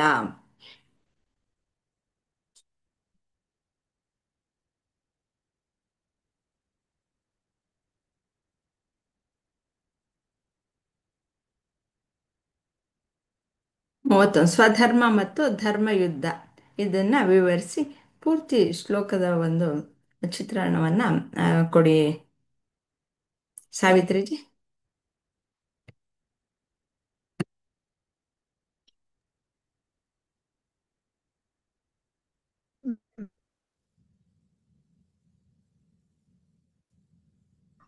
ಪರಮಾತ್ಮ ಏನ್ ಹೇಳಿದಾರೆ ಅಂದ್ರೆ, ನಿನ್ನ ಸ್ವಧರ್ಮದ ಯುದ್ಧ ಮಾಡು. ಯಾಕೆಂದ್ರೆ ಸ್ವಧರ್ಮಯುಕ್ತನಾದಕ್ಕಿಂತ ಕ್ಷತ್ರಿಯರಿಗೆ ಇನ್ನ ಬೇರೆ ಶ್ರೇಷ್ಠರಾಗಿರ್ತಕ್ಕಂಥದ್ದು ಗೊತ್ತಲ್ಲ. ಕ್ಷತ್ರಿಯಕ್ಕೆ ಕರೆದಾಗ ಹಿಂದಕ್ಕೆ ಹೋಗ್ಬಾರ್ದು, ಹೋರಾಡ್ಬೇಕು. ಯುದ್ಧದಲ್ಲಿ, ಆ ಧರ್ಮ ಯುದ್ಧದಲ್ಲಿ ಹೋದ್ರೂ ಕೂಡನು, ಮರಣ ಹೊಂದಿದ್ರುನು ಆ ಸ್ವರ್ಗದ ಬಾಗಿಲು ತೆಗೆದೇ ಇರತ್ತೆ. ಅಂತಹ ಒಂದು ಇದು ಸಿಗತ್ತೆ ಅಂತ ಹೇಳ್ತಾರೆ. ಸ್ವಧರ್ಮ ಯುದ್ಧ ಇದು. ನಿನ್ನ ಧರ್ಮದಲ್ಲಿ ನೀನು ಯುದ್ಧ ಮಾಡು ಅಂತ ಹೇಳ್ತಾ ಇದ್ದಾರೆ.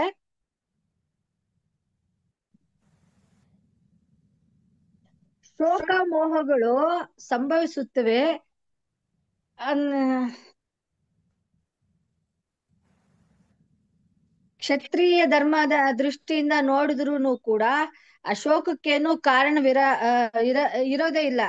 ಯಾಕೆಂತಂದ್ರೆ ಹಿಂದಿನ ಶ್ಲೋಕಗಳನ್ನೆಲ್ಲ ನೋಡಿದ್ವಲ್ವಾ, ಆತ್ಮನಿಗೆ ಸಾವಿರಲ್ಲ, ಆ ಆತ್ಮ ಅದು ಎಲ್ಲಾ ಕಡೆ ಇರ್ತಕ್ಕಂಥದ್ದು, ಬರೀ ದೇಹಕ್ಕೆ ಮಾತ್ರ ಅಂತ ಹಿಂದಿನ ಶ್ಲೋಕದಲ್ಲೆಲ್ಲ ಹೇಳ್ಕೊಂಬ,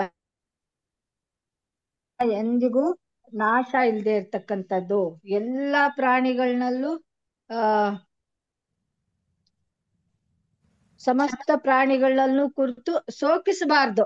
ನನ್ನವರು ಅವ್ರು ಹೋದ್ರು ಇವ್ರು ಹೋದ್ರು ಅಂತ ಹಂಗಲ್ಲ, ಅವರಲ್ಲೂ ಇವರಲ್ಲೂ ಆ ಇರೋದ ಅಷ್ಟೊಂದೇ ಅಲ್ಲ. ಆತ್ಮ ಅದ್ ಎಲ್ಲಾ ಕಡೆ ಇದೆ. ಆತ್ಮನಿಗೆ ಸಾವಿಲ್ಲ, ಈ ದುಃಖ ನೋವುಗಳು ಯಾವ್ದೂನು ಇಲ್ಲ ಅಂತ ಹೇಳ್ಕೊಬರ್ತಿದ್ದಾರೆ. ಹಾಗಾಗಿ ನೀನು ಸ್ವಧರ್ಮ ಯುದ್ಧವನ್ನು ಮಾಡು ಅಂತ. ಯಾಕೆಂದ್ರೆ ಅಲ್ಲಿ ಅರ್ಜುನನಿಗೆ ಇವರು ನನ್ನವರು ಹೋದ್ರೆ ಆ ದುಃಖವನ್ನು ವ್ಯಕ್ತಪಡಿಸಿದಾಗ ಹಾಗೆ ಹೇಳ್ತಾ ಇದ್ದಾರೆ. ಎಲ್ಲಾ ಪ್ರಾಣಿ ಪಶು ಪಕ್ಷಿ ಎಲ್ಲಾ ಕಡೆನೆ ಇದೆ ಅಷ್ಟೇ ಅಲ್ಲ, ಆತರ ಹೇಳ್ತಾ ಬರ್ತಾ ಇದ್ದಾರೆ. ಆತ್ಮನಿಗೆ ಯಾವುದೇ ಒಂದು ಹುಟ್ಟು ಸಾವುಗಳು ಒಂದು ಪರಿಮಿತಿಯಿಂದ ಒಳಗಾಗಿಲ್ಲ, ಅದು ಎಲ್ಲಾ ಕಡೆ ಇರ್ತಕ್ಕಂಥದ್ದು ಆತ್ಮ. ಅದನ್ನ ಯುದ್ಧವನ್ನು ಮಾಡು.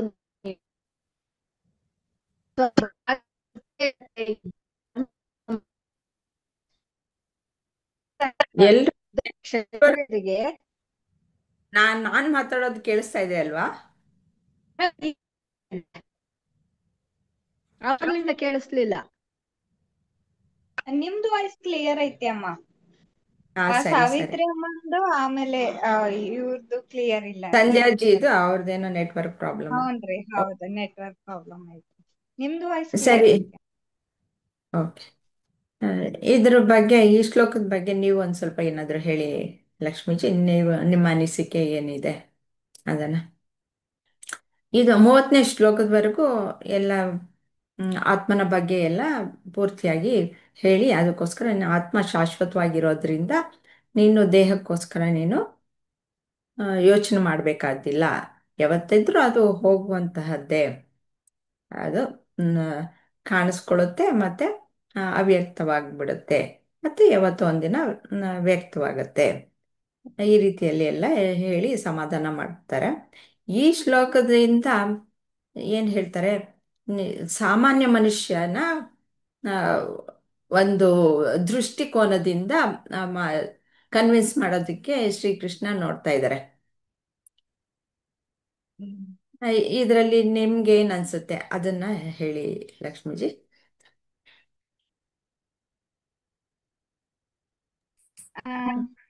ನಂಗ ಡ್ರಾಪ್ಸ್ ಟೀಚರು ಆಗ್ತಿದೆ. ಸಾರಿ, ಇವಾಗ ಟೀಚರ್ ಕೆಲ್ಸ, ಡಾಕ್ಟರ್ ಕೆಲ್ಸ ಹೇಗ ಮಾಡ್ಕೊಂಡ್ ಹೊಂಟಾರ ಹಂಗ ನನ್ಗ ಈಗಿಂದ ಇದ್ರೊಳಗ್ ಹೇಳ್ತಾ ಇದೇನಿ ಅಮ್ಮ.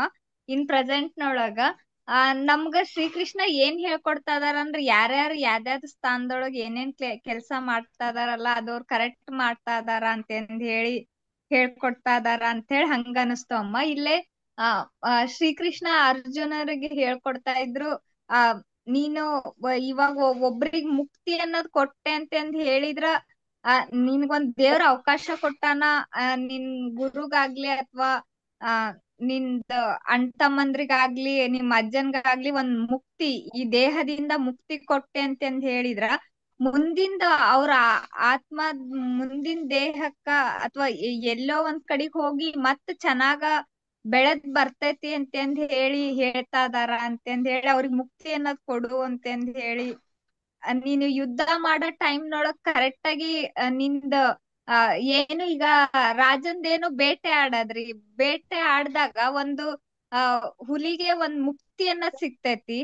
ಅದು ಇವಾಗ ರಾಜ ಬೇಟೆನ ಆಡ್ಲಿಲ್ಲ ಅಥವಾ ಸನ್ಯಾಸತ್ವ ತಗೊಂಡ್ ಕುಂತ ಅಂತಂದ್ ಹೇಳಿದ್ರ ಅದು ಅವಂದು ಜಾಬಿಗೆ ಅಥವಾ ಒಂದು ವೃತ್ತಿಗೆ ಧರ್ಮ ಮಾಡ್ದಂಗ ಅಲ್ಲ ಅಂತ ಹೇಳಿ ನಿಂದು ನೀನು ಯುದ್ಧ ಮಾಡಕ್ ಬಂದಿ ಅಂದ್ಮೇಲೆ ಕರೆಕ್ಟ್ ಆಗಿ ಯುದ್ಧ ಮಾಡು, ಅವ್ರ ನನ್ನ ಅಣ್ಣ ಅವ್ರ ನನ್ನ ತಮ್ಮ ಅಂತಂದ್ ಹೇಳಿ ಕುಂದ್ರು ಬೇಡ ಅಂತಂದ್ ಹೇಳಿ ಹೇಳ್ಕೊಡ್ತಾ ಇದಾರ ಅಂತಂದ್ ಹೇಳಿ ಹಂಗ ಅನಿಸ್ತವಮ್ಮ. ಅಂದ್ರೆ ಅವ್ರಿಗೆ ಅವ್ರ ಬಗ್ಗೆ ಇಲ್ಲಿ ಹೇಳ್ತಾ ಇಲ್ಲ. ಸ್ವಧರ್ಮ ಅಂತಂದ್ರೆ ಇವಾಗ ನಮಗೆ ಒಂದೊಂದು ಧರ್ಮ ಇರುತ್ತೆ. ಅದು ಆಗಲೇ ಹಿಂದಿನ ಶ್ಲೋಕದಲ್ಲಿ ಹೇಳಿದ ಹಾಗೆ ನಮಗೆ ಒಂದಷ್ಟು ವಾಸನೆಗಳು ಅನ್ನೋದು ಹುಟ್ಟದಾಗಲೇ ಇರುತ್ತೆ. ಅದರ ಪ್ರಕಾರ ನಾವು ಬೆಳೀತಾ ಇರ್ತೀವಿ, ಮತ್ತು ಈ ಸಮಾಜದಿಂದಲೂ ಸಹ ಸಂಗ್ರಹಿಸ್ಕೊಳ್ತೀವಿ. ನಾನು ಈ ಥರ ಇರಬೇಕು, ಹೀಗಿರಬೇಕು ಅಂತಂದ್ಬಿಟ್ಟು ಡೆವಲಪ್ ಮಾಡ್ಕೊಂಡು ಹೋಗ್ತಾ ಇರ್ತೀವಿ. ಹಾಗಾಗಿ ಈ ಚಿತ್ರಕಾರರಿಗೆ ಅದೇ ಗೀಳು ಇರುತ್ತೆ. ಆಮೇಲೆ ನಾನು ಡಾಕ್ಟರ್ ಆಗಬೇಕು ಅಂತಂದ್ಬಿಟ್ಟು ಆ, ಸಣ್ಣ ಮಗುವಿಂದನೂ ಆಟ ಆಡ್ತಾ ಇರ್ತಾರೆ. ಮತ್ತು ಹಠ ಹಿಡಿದು ನಾನು ಡಾಕ್ಟ್ರೇ ಆಗಬೇಕು ಅಂತಂದ್ಬಿಟ್ಟು ಈಗ ಹಾಡುಗಾರರು ಅದೆಲ್ಲ ಅವರ ಹಿಂದಿನ ವಾಸನೆಯಿಂದ ಅಷ್ಟು ಚೆನ್ನಾಗಿ ದೇವರು ಅಂಥ ಕಂಠವನ್ನು ಕೊಟ್ಟಿರ್ತಾನೆ, ಮತ್ತು ಅವರು ಸಾಧನೆಯನ್ನು ಮಾಡ್ತಾರೆ. ಹಾಗೆ ಡೆವಲಪ್ ಮಾಡಿರೋದು ಇದು ಜಾತಿ ಧರ್ಮ ಅಂತಂದರೆ ಜಾತಿ ಅಲ್ಲ. ಈ ರೀತಿಯಲ್ಲಿ ಅವರು ಅವ್ರದ್ದೇ ಆದಂತಹ ಒಂದು ಸ್ವಭಾವವನ್ನು ಡೆವಲಪ್ ಮಾಡ್ಕೊಂಡಿರೋದು ಅದು ಧರ್ಮ. ಇಲ್ಲಿ ಅರ್ಜುನನನ್ನ ನೋಡಿದ್ರೆ ಅವನು ಯೋಧ, ಅವನು ರಾಜ, ಎಲ್ಲರನ್ನೂ ರಕ್ಷಣೆ ಮಾಡುವಂತಹವನು. ಯಾರು ಆಪತ್ತಿನಲ್ಲಿರ್ತಾರೋ ಅಂಥವರನ್ನ ರಕ್ಷಿಸಿ ಅವರನ್ನ ಕ್ಷೇಮವಾಗಿ ಇಡುವಂತಹ ಒಂದು ಆ, ಕರ್ತವ್ಯ ಇರುವಂತಹ ಒಬ್ಬ ಮ್, ಆ, ರಾಜ ಅವನು. ಅದು ಅವನ ಸ್ವಧರ್ಮವಾಗಿರುತ್ತೆ. ಅವನಿಗೆ ಆ ಶ್ರೇಯಸ್ಸು ಕೀರ್ತಿ ಅನ್ನೋದು ಒಂದು ಒಂದು ಉಡುಗೆ ತೊಡುಗೆ ಥರ ಆ, ಒಂದು ಮೆಡಲ್ಗಳ ಅವೆಲ್ಲ ಇದ್ದ ಹಾಗೆ. ಹ್ಮ್, ಯಾರಾದರೂ ಇಂಥದ್ದು ನನ್ನನ್ನು ಕಾಪಾಡ್ದ ಅಂತಂದರೆ ಅವನಿಗೆ ಬಹಳ ಹೆಮ್ಮೆ. ತನ್ನ ರಾಜನಾದಂತಹವನು ಏನು ಮಾಡ್ತಾನೆ, ತನ್ನ ಒಂದು ಆ, ಪ್ರಾಣಕ್ಕೆ ಸಂಚಕರ ಬಂದರೂ ಸರಿ ಬೇರೆಯವರನ್ನ ಕಾಪಾಡ್ತಾನೆ. ಅದು ಅವನ ಧರ್ಮ. ಆದ್ದರಿಂದ ಅಂತಹ ಒಂದು ಆ, ಯುದ್ಧ ಅನ್ನೋದು ಇಲ್ಲಿ ನಿನಗೆ ಬಂದಿದೆ. ಅದಕ್ಕೋಸ್ಕರ ನೀನು ಅದನ್ನು ಎತ್ತಿ ಹಿಡಿದು ನೀನು ಆ, ಹೋರಾಡು. ಯಾವಾಗಲೂ ಧರ್ಮಕ್ಕೆ ಸ್ವಧರ್ಮಕ್ಕೆ ವಿರುದ್ಧವಾಗಿ ಯಾವತ್ತು ಹೋಗಬಾರ್ದು. ನಿನಗೆ ಇವಾಗ ಆಪರ್ಚುನಿಟಿ ಸಿಕ್ಕಿದೆ, ನೀನು ಅದನ್ನು ಮಾಡು ಅಂತ ಹೇಳ್ತಾ ಇದ್ದಾರೆ. ಮುಂದಿನ ಶ್ಲೋಕಕ್ಕೆ ಹೋಗೋಣವಾ?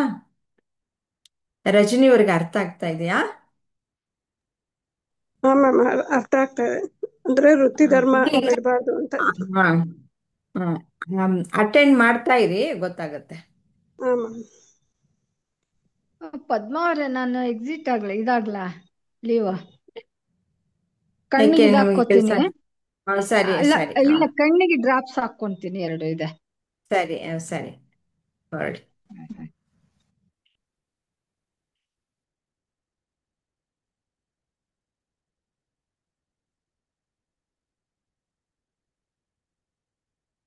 ಮುಂದಿನ ಶ್ಲೋಕವನ್ನ ನೋಡೋಣ.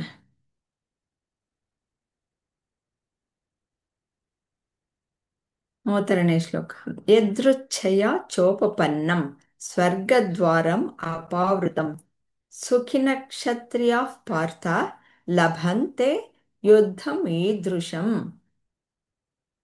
ಓ ಪಾರ್ಥ, ಧರ್ಮವನ್ನು ರಕ್ಷಿಸುವ ಅವಕಾಶಗಳು ಸ್ವರ್ಗದ ದ್ವಾರ ತೆರೆಯುವಂತಹದ್ದು. ಯಾರಿಗೆ ಅಪೇಕ್ಷಿಸದೆ ಈ ಅವಕಾಶ ಬರುತ್ತದೆಯೋ ಅವರಿಗೆ ಈ ಕಾರ್ಯ ಆನಂದಕ್ಕೆ ಎಡೆ ಮಾಡುತ್ತದೆ. ನಾನಾ ರೀತಿಯಲ್ಲಿ ನಿನಗೆ ಇದು ಶ್ರೇಯಸ್ಸು, ಇದು ಕೀರ್ತಿಯನ್ನು ತಂದುಕೊಡುತ್ತೆ ನಿನಗೆ ಅಂತಂದ್ಬಿಟ್ಟು ಎಲ್ಲ ಹೇಳಿ, ಆ, ಈ ರೀತಿಯಲ್ಲಾದರೂ ನೀನು ಒಪ್ಕೊಳ್ತೀಯಾ, ನಿನ್ನ ದುಃಖವನ್ನು ಹೋಗಲಾಡಿಸ್ಕೊಳ್ತೀಯಾ, ಇದನ್ನಾದರೂ ಅರ್ಥ ಮಾಡ್ಕೊ, ಇದು ಸುಲಭವಾಗಿರುವಂತಹದ್ದು ಅಂತಂದ್ಬಿಟ್ಟು ಶ್ರೀಕೃಷ್ಣ ಹೇಳ್ತಾ ಇದ್ದಾರೆ.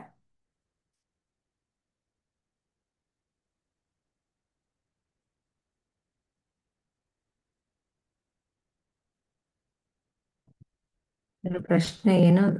ಈ ಶ್ಲೋಕದಲ್ಲಿ ಕ್ಷತ್ರಿಯರು ಭಾಗ್ಯಶಾಲಿಗಳು ಎನ್ನಲಾಗಿದೆ, ವಿವರಿಸಿ.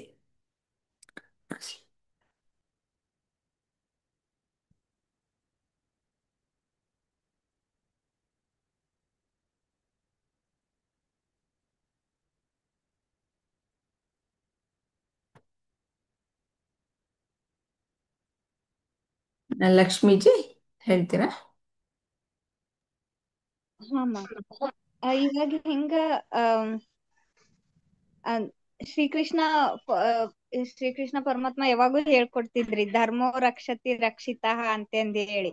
ನೀನ್ ಯಾವಾಗ ಧರ್ಮನ್ ಕಾಪಾಡ್ತೀಯೋ ಅವಾಗ ನಿನ್ನನ್ ಧರ್ಮ ರಕ್ಷಿಸ್ತೈತಿ ಅಂತಂದ್ ಹೇಳಿ. ಅದೇ ತರ ಇಲ್ಲೇ ನಮ್ದು ಸೋಲ್ಜರ್ಸ್ ಎಲ್ಲಾ ಯುದ್ಧ ಮಾಡಿ ಅಥವಾ ಅವ್ರು ಒಂದ್ ಮರಣ ಹೊಂದಿದ್ರು ಅಂತಂದ್ ಹೇಳಿದ್ರ ಅವ್ರಿಗೆ ವೀರ ಮರಣ ಅಂತಂದ ಹೇಳ್ತಾರ್ರಿ. ಅವ್ರಿಗೆ ಸ್ವರ್ಗದ ಬಾಕ್ಲು ಯಾವಾಗ್ಲೂ ತೆಗ್ದ ಇರ್ತೈತಿ, ಯಾಕಂದ್ರ ಅವ್ರು ಸೇವಾ ಮನೋಭಾವದಿಂದ ಮಾಡ್ತಿರ್ತಾರ, ಇಡೀ ದೇಶದ ರಕ್ಷಣೆ ಸಲುವಾಗಿ ಮಾಡ್ತಿರ್ತಾರ ಅಂತಂದ್ ಹೇಳಿ. ಅದಕ್ಕ ಇದು ಹೊಂತೈತಿ ಅಂತಂದ್ ಹೇಳಿ ನನಗ್ ಹಂಗ ಅನಸ್ತವಮ್ಮ. ಅಂದ್ರ ನಾವ್ ಯಾವಾಗ್ಲೂ ಧರ್ಮನ್ ರಕ್ಷಣೆ ಮಾಡಿದ್ರ ನಮ್ಮನ್ನ ಧರ್ಮ ಕಾಯ್ತತಿ ಅಂತಂದ್ ಹೇಳಿ. ಇವಾಗ ನೀನ್ ರಾಜ ಅದಿ, ನೀನ್ ಯುದ್ಧ ಮಾಡಿ ಇಂಥವ್ರನ್ನ ನಾಶ ಮಾಡ್ದಿ ಅಂತಂದ್ ಹೇಳಿದ್ರ ಮುಂದ ಪ್ರಜೆಗಳಿಗ್ ಒಳ್ಳೇದಾಗ್ತತಿ ಅಂತಂದ್ ಹೇಳಿ ಶ್ರೀಕೃಷ್ಣ ಹೇಳ್ಕೊಡ್ತಾ ಇದಾರ ಅಂತ ಹೇಳಿ ನನಗ್ ಹಂಗ ಅನಸ್ತವಮ್ಮ. ಹೌದು, ಇಲ್ಲಿ ಧರ್ಮ ಸ್ವಧರ್ಮ ಆದ್ರೂ ಅವನು ಕರ್ತವ್ಯನೂ ಹೌದು ಅಲ್ವಾ? ಹಾಗಾಗಿ ಅವನು ಆ ಕೆಲಸವನ್ನ ಮಾಡಲೇಬೇಕು. ಇವಾಗ ಒಬ್ಬ ಸಂಗೀತಗಾರ ಸಂಗೀತವನ್ನ ಕಲ್ತಿರ್ತಾನೆ. ಅವನಿಗೆ ಒಂದು ವೇದಿಕೆ ಸಿಕ್ಕಿದಾಗ, ಹಾ ನನಗೆ ಎಂಥ ವೇದಿಕೆ ಸಿಕ್ತಪ್ಪ ಅಂತಬಿಟ್ಟು ಎಷ್ಟೊಂದು ಸಂತೋಷ ಆಗುತ್ತೆ ಅಲ್ವಾ? ಹಾಗೆ ಒಬ್ಬ ಬರಹಗಾರ ಇರ್ತಾನೆ, ಅವನಿಗೇನೋ ಬರೆಯುವಂತಹ ಅವಕಾಶ ಸಿಕ್ತು, ಆವಾಗ ಅವನಿಗೆ ಬಹಳ ಸಂತೋಷ ಆಗುತ್ತೆ. ಒಬ್ಬ ಚಿತ್ರಕಾರ ಇರ್ತಾನೆ, ಅವನಿಗೆ ಎಲ್ಲ ಮೆಟೀರಿಯಲ್ ಸಿಕ್ತು, ಮತ್ತೆ ಒಂದು ಏನು ಒಂದು ದೃಶ್ಯ ಸಿಕ್ತು, ವಿಷಯ ಸಿಕ್ತು, ಆವಾಗ ಅದನ್ನು ಅವನು ಚಿತ್ರವನ್ನು ಬರೀತಾನೆ. ಅಂತ ಆಪರ್ಚುನಿಟಿ ಸಿಕ್ಕಿದಾಗ ಅವ್ರಿಗೆ ಸಂತೋಷ ಆಗತ್ತೆ, ಅವರ ಪ್ರತಿಭೆಯನ್ನು ತೋರಿಸ್ಕೊಳ್ಳೋದಕ್ಕೆ. ಹಾಗೆ ಅರ್ಜುನನಿಗೆ ತನ್ನ ಪ್ರತಿಭೆಯನ್ನು ಇಲ್ಲಿ ತಾನೇ ತೋರಿಸ್ಬೇಕು, ಅವನು ಯುದ್ಧದಲ್ಲಿ ತೋರಿಸ್ಬೇಕು. ಅವನು ಹೀಗೆ ನಾನು ಯುದ್ಧ ಮಾಡಲ್ಲ, ನಾನು ಓಡೋಗ್ತೀನಿ ಅಂತಂತಂದ್ರೆ ಅದು ಅವನ ಧರ್ಮಕ್ಕೆ ವಿರುದ್ಧವಾದದ್ದಲ್ವಾ? ಹಾಗೆ ನೋಡು, ಆ ರೀತಿಯಲ್ಲಿ ನೀನು ಇವಾಗ ನೀನು ಸತ್ತೇ ಹೋಗ್ತೀಯ ಅಂತಂದ್ರೂ ಸಹ ಏನೂ ಆ, ಆಗಲ್ಲ. ಯಾಕೆಂದ್ರೆ ದೇಹ ಹೋಗ್ಬಿಟ್ರೆ ನೀನು ಆತ್ಮ ಏನು ಹೋಗಲ್ಲ. ಆ, ಹಿಂದೆನೆ ಹೇಳಿದೆ, ನಾವು ಹಿಂದೆನೂ ಇದ್ದವರು, ಈಗಲೂ ಇದ್ದೀವಿ, ಮುಂದೆನೇ ಇರ್ತೀವಿ ಅಂತಂದ್ಬಿಟ್ಟು. ಹಾಗೆ ಸದಾ ಕಾಲವು ಇರುವಂತಹವರೇ ಅಲ್ವಾ? ಅದಕ್ಕೋಸ್ಕರ ಯಾತಕ್ಕೆ ಯೋಚನೆ ಮಾಡ್ತೀಯ ನೀನು? ಈ ಧರ್ಮ ಯುದ್ಧವನ್ನು ಮಾಡಿದ್ರೆ ನಿಂಗೆ ಸ್ವರ್ಗ ಪ್ರಾಪ್ತಿ ಆಗತ್ತೆ. ಈ ಸಾಮಾನ್ಯ ಜನ ನಾವು ಮಾತಾಡ್ಕೊಳ್ಳೋದೇನು ಹೀಗೆ ಸ್ವರ್ಗ ಸಿಗತ್ತೆ ಅಂತಂದ್ಬಿಟ್ಟು. ಈ ಚಾರುವಾಕರು ಅಂತಂದ್ಬಿಟ್ಟು ಮೊದಲೆಲ್ಲ ಈ ಥರ ನಮಗೆ ಏನೋ ಒಂದು ಆ, ಯಾಗ ಯಜ್ಞ ಮಾಡಿದ್ರೆ ನಮಗೆ ಮುಂದೆ ಸತ್ತ ಮೇಲೆ ನಮಗೆ ಸ್ವರ್ಗ ಸಿಗುತ್ತೆ ಅಂತಂದ್ಬಿಟ್ಟು ಆ, ಯಾಗಗಳು ಯಜ್ಞಗಳನ್ನು ಮಾಡ್ತಾ ಇದ್ರು. ಆ ರೀತಿಯಲ್ಲಿ ಆ ಒಂದು ಸ್ವರ್ಗ ಅನ್ನೋದು ನಿನ್ನ ಕರ್ತವ್ಯವನ್ನ ಮಾಡಿದ್ರೆ ಸಿಗುತ್ತೆ ಅನ್ನೋದನ್ನ ಇಷ್ಟು ಸುಲಭದಲ್ಲಿ ಸಿಗುತ್ತೆ ಅಂತಂದ್ಬಿಟ್ಟು ಸುಲಭವಾಗಿ ಅರ್ಥವಾಗೋ ರೀತಿಯಲ್ಲಿ ಆತ್ಮಜ್ಞಾನ ಹೇಳ್ಕೊಟ್ರೆ ಈ ಹಂತದಲ್ಲಿ ನಿನಗೆ ಗೊತ್ತಾಗ್ದಿದ್ರು ಇದಾದ್ರೂ ಗೊತ್ತಾಗುತ್ತಲ್ಲ. ಧರ್ಮ ನಿನಗೆ ಸ್ವರ್ಗ ಸಿಗುತ್ತೆ ಅನ್ನೋದು ಎಲ್ಲ ಆಡು ಭಾಷೆಯಲ್ಲಿ ಮಾತಾಡ್ಕೊಳ್ಳುವಂತಹದ್ದೇ ಅಲ್ವಾ? ನಿನಗೆ ಪುಣ್ಯ ಬರುತ್ತಪ್ಪ ಅಂತಂದ್ರೆ ಹೌದಾ, ಪುಣ್ಯ ಬಂದರೆ ನಾನು ಪುಣ್ಯದ ಕೆಲಸ ಮಾಡ್ತೀನಿ, ನಾನು ಯಾಕೆ ಪಾಪದ ಕೆಲಸ ಮಾಡಲಿ? ನಾನು ಪಾಪದ ಕೆಲಸ ಮಾಡಿದ್ರೆ ನನಗೆ ಕಷ್ಟ ಆಗತ್ತೆ, ಪುಣ್ಯದ ಕೆಲಸ ಮಾಡಿದ್ರೆ ನಮಗೆ ಒಳ್ಳೆಯದಾಗತ್ತೆ ಅನ್ನೋದು ಈ ಆಡು ಭಾಷೆಯಲ್ಲಿ ನಾವು ಮಾತಾಡ್ಕೊಳ್ಳುವಂತಹದ್ದೇ ಸರ್ವೇ ಸಾಮಾನ್ಯ ಇರುವಂಥದ್ದು. ಹಾಗಾಗಿ ಈ ಹಂತಕ್ಕೂ ಸಹ ಇಳಿದು ಶ್ರೀಕೃಷ್ಣ ಹೇಳ್ತಾ ಇದ್ದಾರೆ, ನೀನು ಯುದ್ಧವನ್ನು ಮಾಡೋ, ಅದೇ ನಿನಗೆ ಆ, ಆ, ವಿಹಿತವಾದಂತಹದ್ದು ಅಂತಂದ್ಬಿಟ್ಟು. ಇಂತಹ ಆಪರ್ಚುನಿಟಿ ಸಿಕ್ಕಿತು ಅಂತಂದ್ರೆ ಆನಂದಕ್ಕೆ ಎಡೆನೇ ಇಲ್ಲ ಅಂತ ಹೇಳ್ತಾರೆ. ಮುಂದಿನ ಶ್ಲೋಕ, ಅಥ ಚೇತ್ ತ್ವಂ ಇಮಂ ಧರ್ಮ್ಯಂ ಸಂಗ್ರಾಮಂ ನ ಕರಿಷ್ಯಸಿ ತತ ಸ್ವಧರ್ಮಂ ಕೀರ್ತಿಂಚ ಹಿತ್ವಾ ಪಾಪಂ ಅವಾಪ್ಸ್ಯಸಿ. ಇದರ ಅರ್ಥ, ಆದಾಗ್ಯೂ ನಿನ್ನ ಸಾಮಾಜಿಕ ಕರ್ತವ್ಯವನ್ನು ಮತ್ತು ಖ್ಯಾತಿಯನ್ನು ತ್ಯಜಿಸಿ ಈ ಧರ್ಮಯುದ್ಧವನ್ನು ಹೋರಾಡಲು ನೀನು ನಿರಾಕರಿಸಿದರೆ ನೀನು ಖಂಡಿತವಾಗಿಯೂ ಪಾಪವನ್ನು ಅನುಭವಿಸುತ್ತೀಯಾ. ಎಷ್ಟು ಚೆನ್ನಾಗಿ ಹೇಳ್ಬಿಟ್ಟಿದ್ದಾರೆ. ಇವಾಗ ಇದುವರೆಗೂ ಹೇಳಿದ್ರು, ಇಲ್ಲ ಅಂತಂದ್ರೆ ನೋಡು ಅಂತ, ಹೀಗಾಗತ್ತೆ ಅಂತ ಹೆದರಿಸ್ತಾ ಇದ್ದಾರೆ ಅಲ್ವಾ. ಧರ್ಮಯುದ್ಧ ಮಾಡದಿದ್ದರೆ ಪಾಪ ಹೇಗೆ ಉಂಟಾಗತ್ತೆ ತಿಳಿಸಿ. ಲಕ್ಷ್ಮೀಜಿ, ನೀವೊಬ್ಬರೇ ಇರೋದು, ಹೇಳಿ. ಹಾ ಅಮ್ಮ.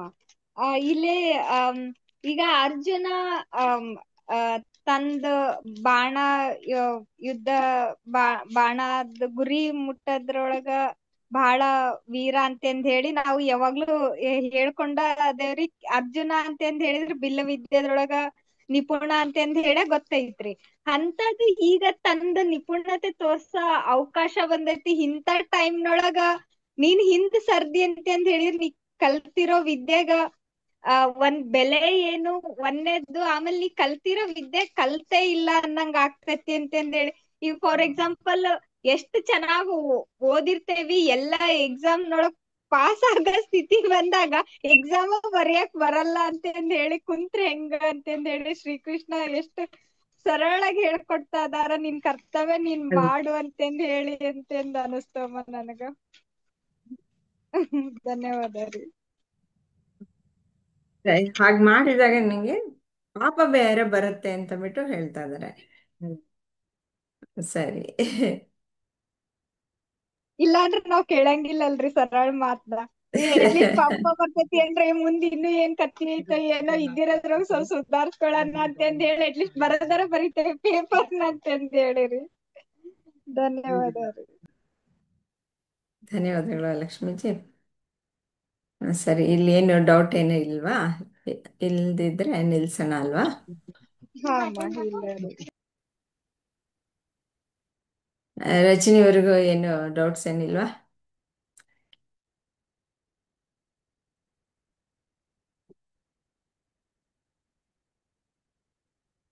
ಏನು ಇಲ್ಲ ಅಂತಂದ್ರೆ ಎಂಡ್ ಮಾಡೋಣ.